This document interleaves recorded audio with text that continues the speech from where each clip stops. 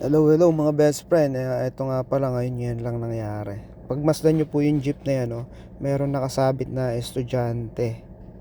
So, paalala po sa mga driver at mga estudyante. Ayan, tingnan nyo po. Ayan, nakasabit siya. Siguro bigla siyang bumaba. Ayun, nalaglag. Buti ganun lang nangyari sa bata. So, paalala lang po para sa mga driver po ng jeep na mga pampasero o ano man po yan, na kung maaari po sana ay wag na nating pasabitin yung mga estudyante, lalo na po yung mga estudyante kasi nga medyo ano silang magkikilos, baka madisgrasya po, madami pa kayo. Kawawa din naman po yung mga bata, na para maiwasan natin yung mga ganong aksidente. Buti ganun lang po ang mangyayari dun sa bata. So mga bata naman, ng mga estudyante, please lang wag nyo nang piliting sumabit. At kung may kasunod na jeep, doon na lang kayo sumakay.